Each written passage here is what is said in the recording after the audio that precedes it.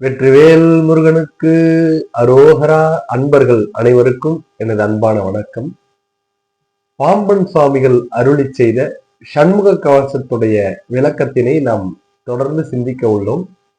அதன் வகையிலே நம்ம முதல்ல பாம்பன் சுவாமிகளுடைய வரலாறை சிந்தித்து அதன் தொடர்பாக அப்படியே சண்முக கவசத்துடைய விளக்கத்தை நாம் சிந்திக்க உள்ளோம்.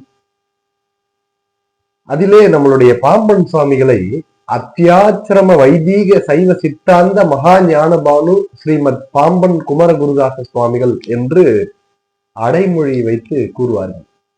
அத்தியாச்சிரம அப்படின்னா அவ்வளவு ஒரு கடுமையான ஒரு நிட்டை செய்தவர், கடும் துறவி என்பதை குறிப்பிடுவதற்காக அத்தியாச்சிரம என்றும், வைதீக முறையிலே நின்றதனால் வைதீக என்றும், சைவ சித்தாந்தத்துல சுத்த மகா ஞானியாக இருந்தார். அவ்வளவு ஒரு கோட்பாட்டுல அப்படியே திடமா இருந்தாங்க. சாமி வேதாந்தத்தில இருந்தார், சித்தாந்தத்தினுடைய உச்சியிலும் இருந்தார். அதுதான் ரொம்ப மிகப்பெரியது.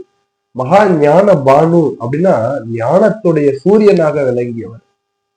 ஸ்ரீமத் பாம்பன் குமர குருதாச சுவாமிகள் என்று அவரை அழைப்பார்கள். அப்படிப்பட்ட மகான் கடும் துறவு மேற்கொண்டவர் வாழ்வு நாளிலே. அந்த மாதிரி ஒரு துறவுலாம் செய்யறதே ரொம்ப கடினம். சுவாமிகள் வாழும் போதே முருகப்பெருமானை தரிசித்தே ஆவேன் என்ற கொள்கையை கொண்டவர். முருகரை பார்க்காத இந்த பிறவி போவார், அவர் தான் எனக்கு ஞான உபதேசம் தரணும் அப்படின்னு சொல்லி அதன் பிரகாரம் அந்த முருகப்பெருமானை வர வைத்து அதன் பிரகாரம் அந்த ஞான தீட்சையும் பெற்றவர். அவ்வளவு ஒரு பெரிய ஒரு மகான். அப்படிப்பட்ட பாம்பன் குமர குருதாசர் அருளி செய்ததுதான் சண்முக கவசம் என்ற அற்புதமான ஒரு நூல். அந்த சண்முக கவசத்தை சுவாமிகள் 1891 செய்கிறார். 1891 சண்முக கவசத்தினை செய்து வருகிறார். அந்த சண்முக கவசத்தை பாடி பாடி பாடி நம்மளுடைய அந்த அந்த பொறிப்புலன்களை அடக்கி நல்ல ஒரு தெளிவான சிவ சிந்தனைக்கு நம்மளுடைய ஆன்மா ஒருமைப்பட்டு வருவதற்காக அதை செய்தார்.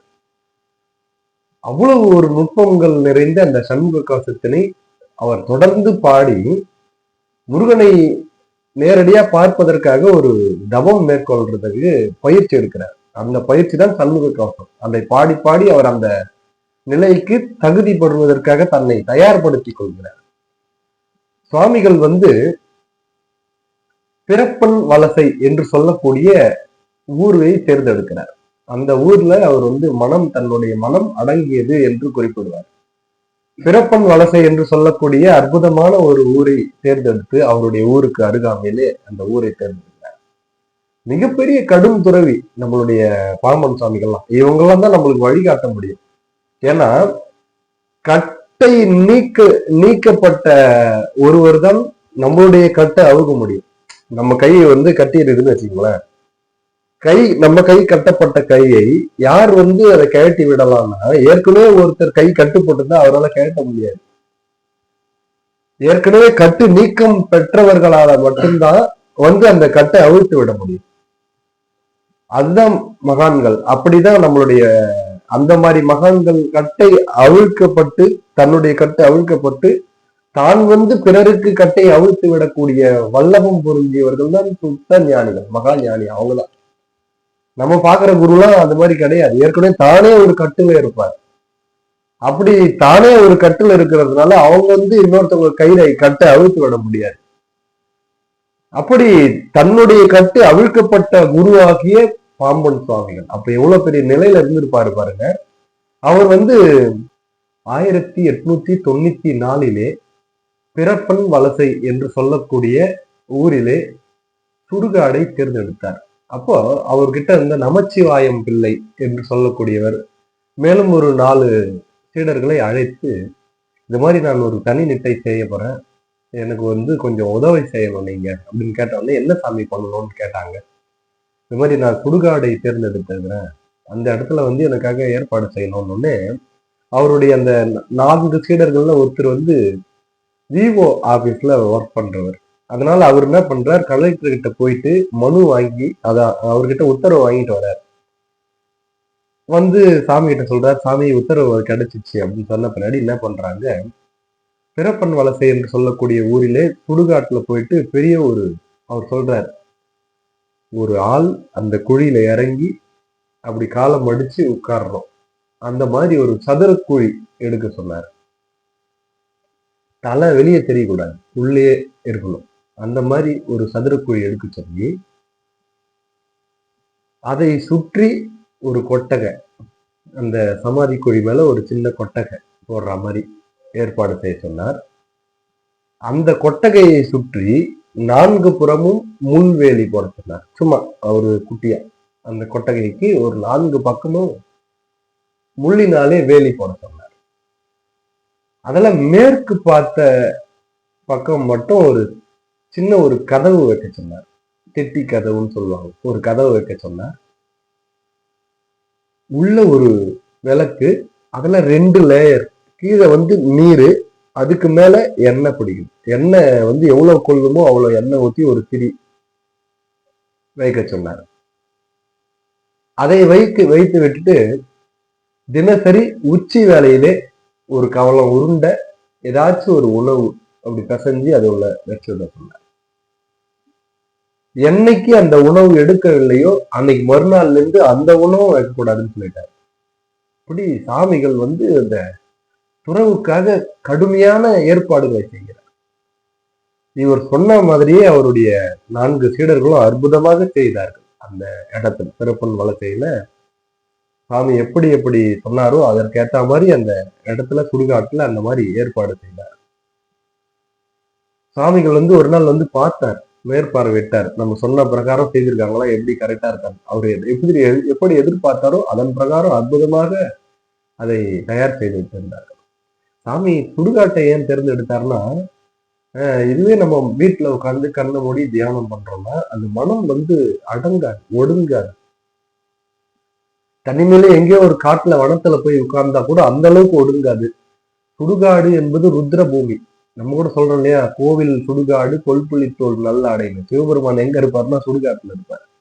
சுடுகாட்டுல மனசை அடங்கிடும், சீக்கிரம் அதுல சிட்டாயி உட்கார்ந்துடும்.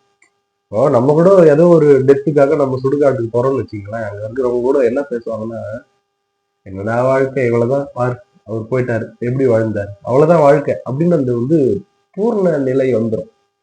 சுடுகாட்டை தாண்டி வெளியே வந்தாதான் பேசுவாங்க, என்ன போயிட்டாரே, வச்சுட்டு போயிருக்காரா, எதனா சொத்துக்கிட்டு அப்படின்னு. அதை தாண்டி வந்தாதான் அது உள்ள இருக்கிறவர்களும் எதுவுமே இல்லை லைஃப் அப்படின்ற மாதிரி ஆயிடும். அதனால அந்த இடத்துல மனம் எளிமையா அடங்கி அமரும் என்பதனாலே சுவாமிகள் சுடுகாட்டை தேர்ந்தெடுத்தார். இவர் சொன்ன பிரகாரம் அதை ஏற்பாடு செய்தார்கள். சுவாமிகள் 1894 இந்த மாதிரி செய்யறார். 1894 பங்குனி மாதம் சனிக்கிழமையாக தேர்ந்தெடுத்து அன்னைக்கு சுவாமிகள் அந்த குழிக்கு வருகிறார். அப்போ வரும்போது என்ன சொன்னார், அந்த 4 சீடர்களையும் அழைத்து, இத மாதிரி நான் இங்க தியானம் செய்வதை யாருக்கும் சொல்லக்கூடாது, பரம ரகசியமாக இருக்கணும், நம்ம 4 பேரை தவிர இந்த விஷயம் வெளியே யாருக்கும் போகக்கூடாது அப்படின்னு உத்தரவு கொடுத்தார். அது ரொம்ப முக்கியம். சாமி உள்ள போய் தவம் பண்ண போறாங்க அப்படின்னு எல்லாருக்கும், ஏன்பா இங்க சாமிகள் தியானம் பண்றாருன்னா எல்லாரும் அவர் பாக்குறதுக்கு வந்துடுவாங்க. அப்புறம் அவங்க கடை போடுற மாதிரி ஆயிடும். அங்க கும்பல் கும்பலா அப்புறம் அங்க எங்க தியானம் பண்றது, எங்க சாமியை தரிசனம் பண்றது. அதனால அந்த ரகசியம் தான் மெயின். அப்படி அந்த சுவாமிகள் அந்த குழியில இறங்கி அமர்ந்து அப்படியே கண்ணை மூடி தியானம் செய்கிறார். அவர் அப்படி இறங்கி சப்பலாங்கால் போட்டு அப்படி அமர்ந்து அப்படியே முருகப்பெருமானை நினைத்து அப்படியே நெட்டை கொள்கிறார். முதல்ல மனசு அவருக்கு அமரல, அதுல அடங்கல. அதனால முருகனுடைய பல நாமங்களை ஜெபம் செய்கிறார். அப்படியே பாராயணங்கள்லாம் பண்றார் உள்ள உட்கார்ந்து கொண்டு. முதல் நாள் என்னாச்சு, ஒரு பெரிய ஒரு பாம்பு வருது குழியில.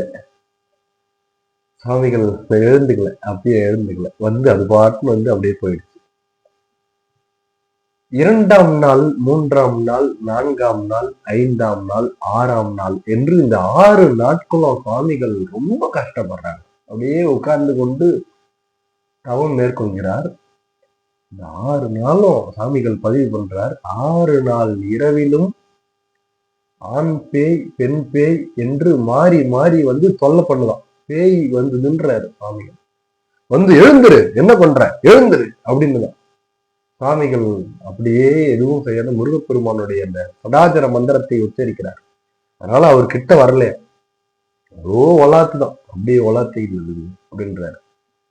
6 நாட்களாக சுவாமிகள் வந்து அந்த குழியிலே அமர்ந்து கொண்டு முருகப்பெருமானை அப்படியே உள் வாங்குகிறார். மனம் சரியாக இன்னும் ஒன்றல, அப்படியே வந்து லயத்து உட்கார முடியல. சுவாமிகள் எவ்வளோ பண்றாங்க. சாமிக்கு 6 நாள் ஆகுது அதை வந்து ஃபிட் ஆகிறது மனசு.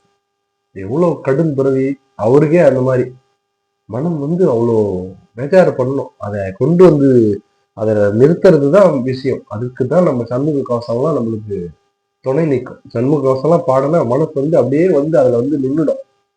அப்படி நம்மளுடைய சுவாமிகள் வந்து அப்படியே உள்ள உட்கார்ந்து மேற்கொள்கிறார். 7ஆம் நாள் தான் இரவு அப்படியே மிகப்பெரிய ஒரு பேய் மாதிரி வந்து அவரை தூக்கி அப்படியே எழுந்துரு, என்ன பண்றேன்னு கபலீகரம் பண்ணுதான், அப்படியே ஆளை தூக்குதான். சுவாமிகள் தியானத்துக்கு உள்ள போகும்போது 8 நாள் செய்த ஒரு தண்டம் மட்டும் எடுத்து போயிருந்தாங்க. அந்த தண்டத்தை எடுத்து முருகப்பெருமானுடைய நாமத்தை சொல்லி அப்படி விளாசினாராம். அவர் சொல்றாரு, அந்த உடம்புக்குள்ள அது போய் வருதான், அந்த அந்த ஆவி அது உடம்புக்குள்ள போய் வருதுன்ற. அப்போ முருகப்பெருமானுடைய நாமத்தை சொன்னோடனே அதால எதுவும் பண்ண முடியல, அவர் விட்டு போயிடுது. பின்னாடி குறிப்பிடுகிறார், அது பேய்களுடைய தலைவன் முனி என்று சொல்கிறார். அதெல்லாம் வந்து அவரை தூக்குது, சமாதியில வந்து டிஸ்டர்ப் பண்ணுது. இப்படி 7 நாட்களாக ரொம்ப கஷ்டப்பட்டு சாமிகள் அப்படியே கண்ணை மூடி அமர்கிறார். அப்பதான் அவருக்கு வந்து மனம் ஒன்றுகிறது. அப்படி மனம் ஒன்றி செயல்பட்டு வரும் பொழுது, எழுந்துக்கலாம், கிளம்பு, எழுந்துரு அப்படின்னு ஒரு உத்தரவு வருது. அப்போ வந்து சுவாமிகள் தைரியமா சொல்றார், என்னுடைய ஆத்ம குருநாதனாம் முருகப்பெருமானுடன் உபதேசம் வேண்டிலே காத்து கொண்டிருக்கிறேன். இம்மண்ணிலே புகழ் வேண்டினேன், செல்வம் வேண்டினேன், முருகப்பெருமானுடைய அருள் மட்டுமே வேண்டினான் இங்கு தவம் மேற்கொள்கின்றேன். அப்படி முருகர் வராவிட்டால் நான் இந்த குழியை விட்டு எழுந்திருக்க மாட்டேன் என்று வைராக்கியமாக சொல்கிறார். இப்படி சாமி சொன்னாங்க. அன்று இரவே முருகப்பெருமான் கோபினதாரியாக தலை முழுக்க மொட்டை அடித்து அதாவது வழித்த கோலத்திலே திருநீர் அணிந்து கொண்டு காதிலே குண்டலங்கள் தொங்க வந்து அப்படியே நிற்கிறாராம் முருகப்பெருமான். கோமலத்தோட அப்படியே வந்து காட்சி தருகிறார். முருகனுக்கு 2 புறமும் 2 முனிவர்கள் வந்து நின்றார்கள். ஒருத்தர் வந்து அகத்தியர், இன்னொன்னு அருணகிரிநாதர். 2 பேரும் முருகர் பக்கத்துல வந்து அப்படியே வந்து காட்சி கொடுக்கிறார்கள். கொடுத்த பின்னாடி வந்துட்டாரு முருகர். ஆனா பாம்பன் சாமிகளை பார்க்கல, அவர் எங்கேயோ நோக்குகிறார். இவர் வந்து கஷ்டப்படுறாரு, என்ன இது நம்மளுக்கு வந்துட்டாரு ஆனா நம்மள பார்க்கலையே, எங்கேயோ பாக்குறாரு முருகப்பெருமான், எங்கேயோ பாக்குறாரு அப்படின்னு சொல்லி வருந்துகிறாரு. அப்போ அந்த 2 கூட 2 வந்தார்கள் இல்லையா, அதுல அருணகிரிநாதர் மட்டும் சொன்னாராம், அப்பா முருகா, இவர் உங்கள் மேல் அற்புதமான தமிழ் பாடல்களை செய்பவர், உங்கள் மீது அனாதி பிரியம் கொண்டவர் அப்படின்னு முருகர்கிட்ட எடுத்துரைத்தாராம் அருணகிரிநாதர். அப்படியா அப்படின்னு குனிந்து அப்பதான் பாக்குறாரு பாம்பன் சுவாமிகளை முருகப்பெருமான். ரொம்ப சந்தோஷமா வச்சு அவருக்கு முருகப்பெருமானுடைய பார்வை படுது. அப்பதான் கவனிக்கிறார், முருகர் கையில விபூதி பை வச்சிருந்தார். அந்த விபூதி எடுத்து பாம்பன் சுவாமிகளுடைய உடலிலே அப்படியே முழுக்க பூசி விட்டார். பூசிட்டு அவருடைய வலது செவியிலே ஒரு ஒற்றை வார்த்தை உபதேசம் செய்தார் முருகப்பெருமான். செய்து முடித்த பின்னாடி அப்படியே கண்ணை மூடுகிறார். ஆனந்தம் ஆனந்தம் ஆனந்தம், அப்படியே ஏற்பட்ட ஆனந்தம். அவருடைய கண்ணெதிரிலே அந்த 3 பேரும் அப்படியே புறப்பட்டு சென்றார்கள். முருகர், அருணகிரிநாதர், அகத்தியர் அப்படியே மறைந்தார்கள். சுவாமிகள் அவ்வளவுதான் அப்படியே கண்ணை மூடி ஆனந்த நிட்டைக்கு போயிட்டார். அப்படியே பேர் இன்பம் அப்படியே திளைக்கிறார்.